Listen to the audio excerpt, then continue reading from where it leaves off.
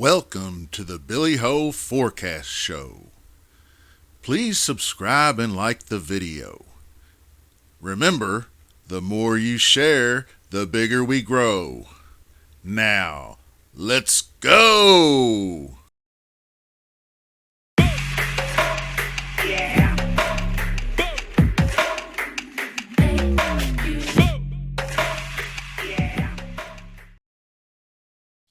Hello, Billy Ho here. Today, in the show, we're going to dive into two different events this week.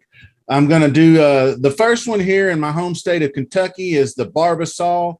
It's the weaker of the two. It's an off week kind of event, small tournament, good for guys, trying to get their first win and make their bones, things like that.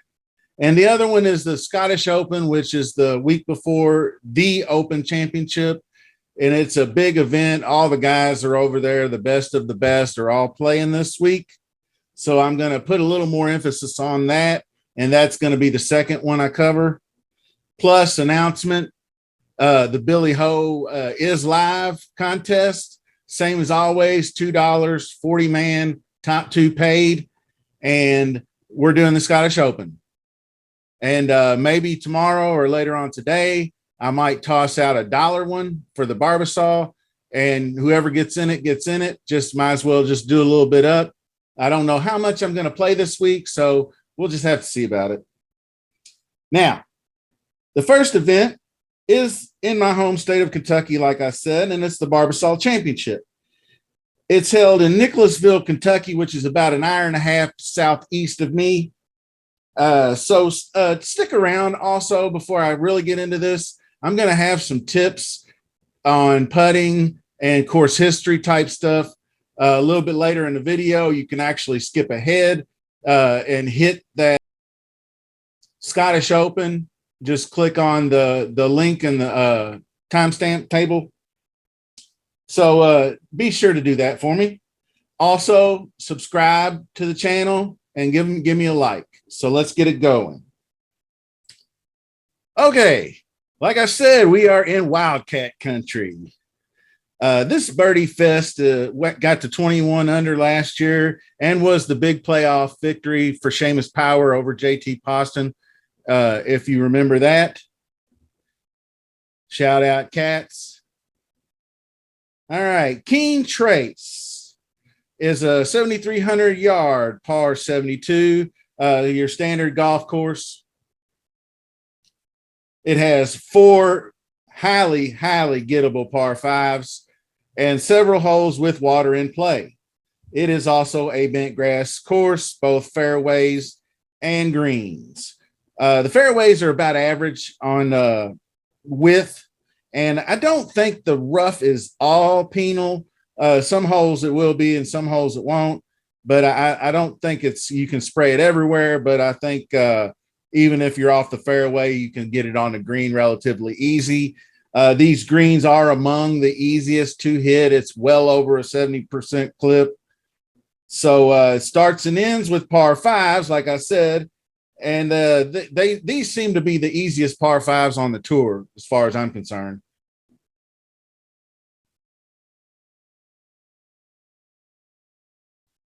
As you can see on the blue golf here, hole number 5 is a 543 yard dog leg right. You can pretty much swing away off the tee. Nice power fade works well here.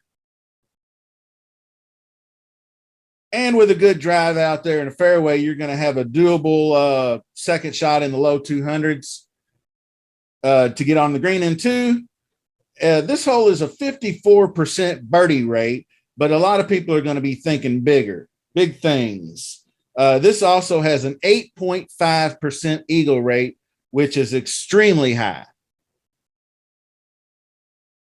Hole 8 plays at 567 yards, and the water to the left is definitely in play. If you can avoid that, you have a 48% birdie rate. And with a good strike off the tee, you're going to have a relatively, I don't know, probably low 200s, maybe 240 with a good drive. And there's a nice little bailout area on the right with some bunkers there in play. The 11th hole is the longest of the par fives at 573 yards. And as you can see, it is a dog leg to the left. It pays to be long off the tee on this one. And also any kind of ability to work the ball left to or right to left is going to actually cut down your second shot considerably. But it's pretty wide open up there. So anything out there, you can have a 225-yard second shot or something like that. It's highly doable once again, and it's a 44% birdie rate. Hole number 15 is the fourth par five, and it is by far the easiest. It is the shortest, and you are thinking eagle, no doubt. At only 516 yards, you put anything out in the fairway at a good distance, and you're having an iron into the green. So, and it's a whopping 61% birdie rate and 8% eagle rate. So you're giving up a shot to the field if you don't birdie this bad boy every single day. And that's going to be, as far as the skill sets goes, the first thing you're going to need is par five scoring all day long. This is largely a second shot course. And this is a model I ran just to give you some proximity numbers. Like I said, it is a second shot course by far. And the player that can dial in on the approach and eat these par fives is going to dominate this week. Guys seem to dial it back a hair bit off the tee, so there's longer irons are used. So it's going to be that 150 to 175 type range. I also included 125 to 150. Of course, putting will ultimately decide the week, but completely toss out any and all around the green because that is not going to be a factor at all. And I'll place a little bit of emphasis on recent form because, as you can see, this field is not that strong. These are guys that are going to be like in a normal golf tournament. 7,500 is doing well, like a Nick Hardy would be a $7,500 golfer in a normal tournament. Svensson, the way he's playing, these guys, I don't know when pricing is going to come out, but I'm going to throw up in my mouth when I see these guys at four digits. It's Hardy and Svensson easily. I don't know. Smotherman's probably going to be 9,500. Griot, I think, I can't remember. I thought Griot made the Open Championship field with his third place finish or something like that. So I don't know that he's going to be in the field. Keep an eye out on that. Not everybody listed here is playing. Some of them are going overseas. Poston's going overseas. So be on the lookout for that. And this is just a quick top 10 model. I didn't want to get into players. Like I said, pricing's out. It's a weak field. I'm not going to play a hell of a lot of money. I might play one or two, and I might just keep an eye out for the overlays, because overlays are where you gain your advantage on. Like if you can get the proper amount of people that didn't fill the tournament to pay for the rake, then you're playing in a rake-free tournament, which is always gravy train. So sometimes you'll get that. So be on the lookout. And that's all for the Barbasol.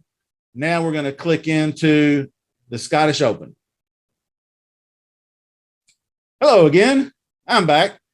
The Scottish Open will be played at the Renaissance Country Club for the fourth consecutive year. So now we have 3 years of data to go off of. It is a par 71 and plays at 7,300 yards. And they do move the tees around, so it can be 7,300 is from the back, I believe, so it can play shorter. Fescue grass all around. I'll have a tip in just a little bit on the fescue grass greens. This is also a little bit higher scoring event because early look at weather. Weather will play a factor. If weather's shitty, like it was a couple years ago, you got 11 under. But like last year, it was like 18 under. So if the weather's good, it is going to play easier. Higher scoring event because you have four par fives to work with on a par 71 course. your skill sets are going to be accuracy off the tee and a dialed in approach, obviously. Greens gained is always a huge boost. And this is a bit of a higher percent greens gained. So putting will become all important. I believe it's over 73% or something like that, greens hit.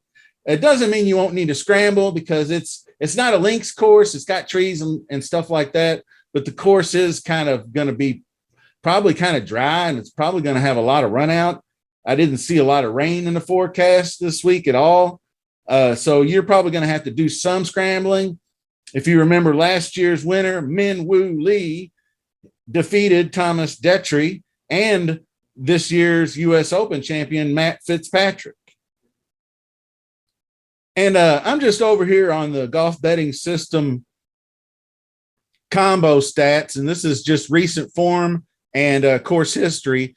And like I said, last 3 years. So you're looking at 2019, 2020, 2021, all played at Renaissance. I mean, you can look at event history a little further back, and this gives you like the last 10 or 12 events they've played. It's always a go-to for me, golf betting system. Steve Bamford, good dude, great guys over there. And they are your go-to guys if you want to watch, get some good insight on the Scottish Open. These guys are all Englishmen, Scotsmen. They're you can tell by the accents, and they're also very very good dudes. Now, I'm also going to consider motivation. Oh, first of all, I'm not going to consider much of anything on Fantasy Nationals model because it's going to be nothing but PGA Tour events for any and all of these guys that played. And yeah, that's cool and all for form, but this is a European type track. And these things, if you notice, they play completely different. Some guys can go over here like JT and crack it. Matty Fitz is a European guy anyway. Xander can come over and crack it. Sometimes guys like Morikawa, 71st, sometimes they don't crack it. Tommy Fleetwood, he's another Englishman. So, it just depends. Corey Connors, he's not been playing very well. Missed cut. Billy Ho just won. He's 54th here last year. So you don't know how the game translates overseas. Their bodies get acclimated. A lot of them have already been over there. So that's enough of that. I'm going to also consider the motivation factor. Many of these top guys haven't played since the U.S. Open and are looking to get in game shape for next week's Open Championship. So sometimes that can play a factor. Now, some people will throw that out because obviously all of these have, they usually do play the week before. So it's a good tune-up. And don't get me wrong, I am going to play these guys. Now, starting out with the 10Ks, and you can see the DraftKings pricings over here on your far right. So we're going to stick on this page. Now, 10K plus. If I go up top, I'm probably going to be looking at Scheffler and Rahm. I know they're the two highest priced guys, and I don't know about JT. He did withdraw from his last event. I believe it was the Travelers. He said he had a little minor back issue. I don't think that's a big deal. I think he just wanted the extra rest. He's had more than enough of that. So, but you can't play everybody up here. So I reserve the right to change my mind later on in the week. But the two guys, I just, there's going to be some moderate wind, and you'll see by the ticker tape, I got the weather going across. Basically, it's going to be in the upper 60s to 70, 71 degrees Fahrenheit. And it's going to be lighter wind in the morning, around 12 miles an hour. It seems to be sustained throughout the day. It creeps up to 13 to 14 to 15, and then it runs about 4, 5, 6 o'clock at 15 mile an hour. And then it starts to die down later in the evening. You also have to remember they have longer daylight over there, so they will probably play later on in the evening, their standard time. So you might see tee times at 6:45 or something like that. So like I said, Scheffler and Rahm up top, and this is a week I think you can double up top too. You could pair either one of these two guys with a Fitz or a Xander, or down here at Morikawa in the 9,400 range, but you can go two double digits guys up here up easily. Now, you're not going to get both of these together, Scotty obviously and Rahm, But there's plenty of 7K guys. I didn't even have to dip into the sixes. And as far as Fitz and Xander goes, they'll build a nice lineup. I feel like both those guys are built for the Euro style of golf, obviously, and have the tee to green game to win it. Tee to green is very important for me this week. I feel like it's just kind of a good all around game if you got a little timely putting.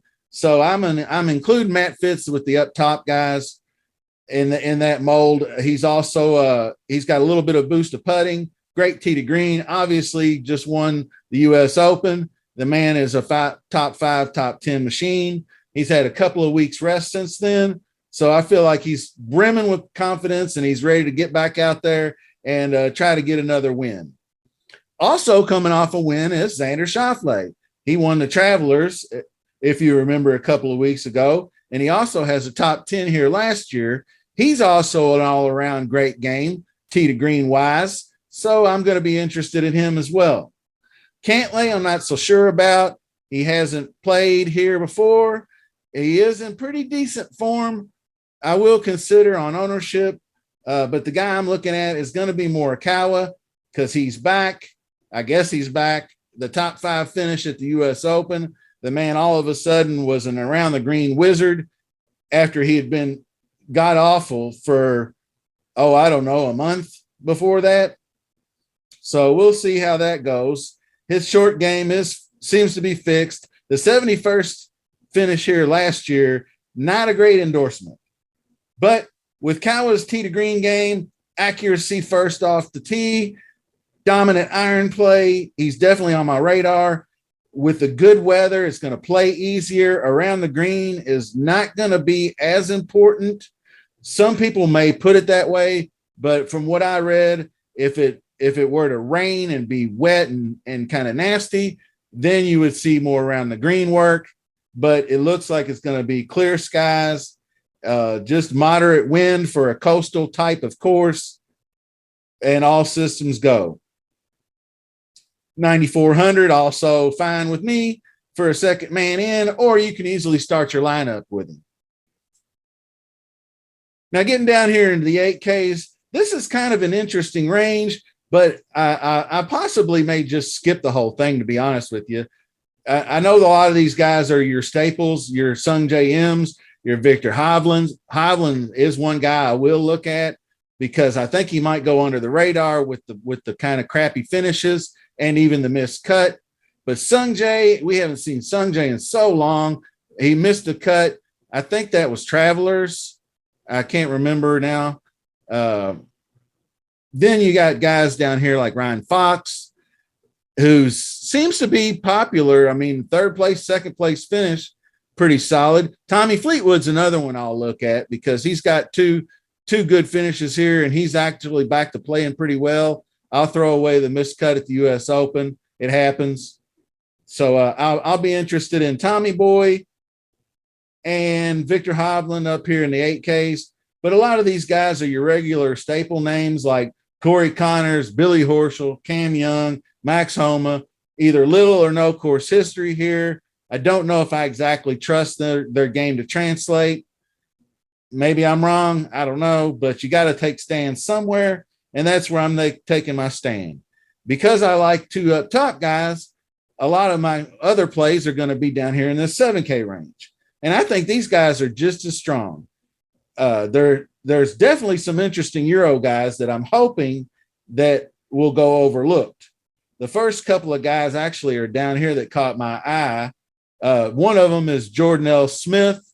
Not a great course record here, but I don't know, that matters. I'm not sure how he was doing recent form-wise last year when he missed the cut, but he did have a 36th the year before. He's got some really good finish. I mean, the dude's making cuts left and right. The other guy is down here, and that's Eduardo Molinari, the other Molly. He's got 3 good, strong finishes here, made cuts.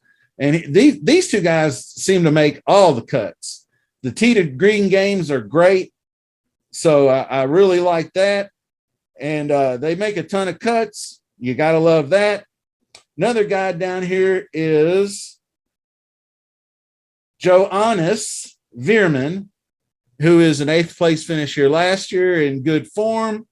He's got a top 10 and a couple of top 25s. He's a guy that I just love to play.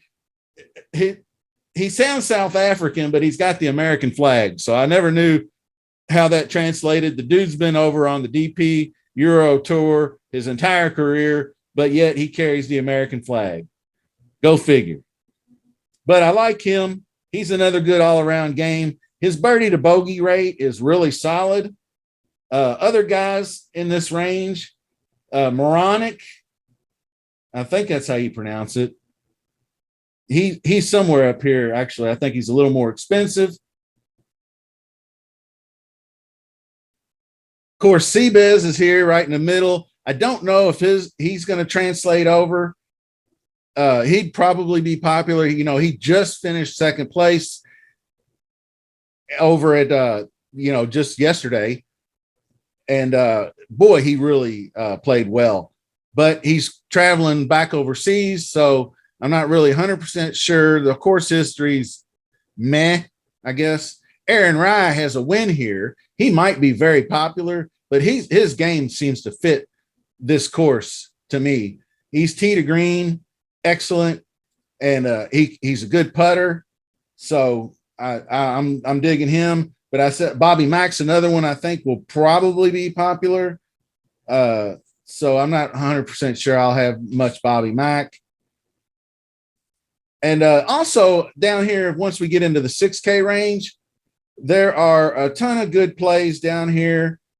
I'm not 100% sure. I haven't been able to deep dive that many of them, but there are guys down here that I think might go overlooked, like your Alex Bjork, Marcus Armitage, both the Hogard brothers.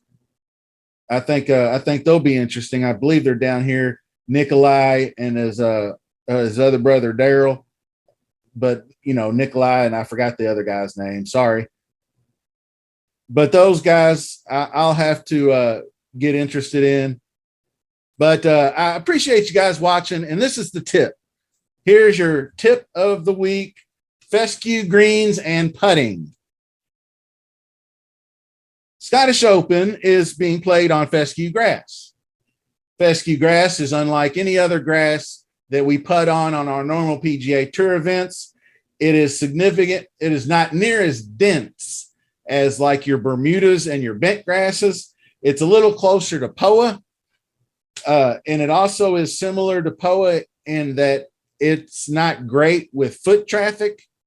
It is only grown in tropical environments and usually overseas, like these coastal Scottish type courses. So you don't see it a lot. Also, it changes throughout the day. What would start off at 12 on the stimp meter in the morning might end up 12 and a half to 13 in the afternoon, because after people are walking over the greens will flatten out and speed up. So keep that in mind. Also, with the stimp meter stuff, if you have a downhill putt, it's obviously not going to be 12 on the stimp. It's going to be more like 15 or 16. So the green speeds, I do believe, will be fast this week, no matter what, because this course is not coastal enough to where I think they're so worried about the wind that they're going to slow the greens down like they do on a lot of those island type courses in Scotland and England. So I don't think that's going to factor a whole lot. So that's going to do it for the show. I hope you liked it. I did something a little bit different. I'm not going to do a Tuesday show with David. I just didn't feel it was necessary this week. I'm going to play light. I think most people will also.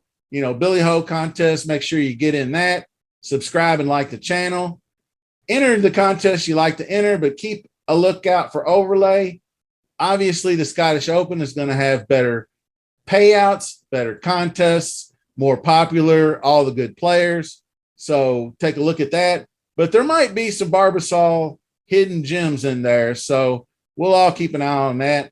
Also, last thing, lock is going to be sometime Wednesday evening, Thursday early morning. I don't know exactly when the tee times will be out, but it's obviously overseas. It's British Open type stuff. So we're talking Wednesday sometime lock. So just be aware of that. And until the next time, Billy Ho says peace. Digging this new shirt. Thank you to everybody that got one from me on the Discord. You can hit me up on the DMs. If you want a Billy Ho shirt, all I really ask is a small donation for shipping. I'm getting the shirts pressed. I'm trading some services with my sister on it. So she's making the t-shirts and I'm trading her like yard work and different, handyman type shit for that. But the shipping can be costly. So if you just want to throw me a DM and I'll give you my Venmo or PayPal and I'll shoot you a shirt. They're pretty nice. So talk to you later.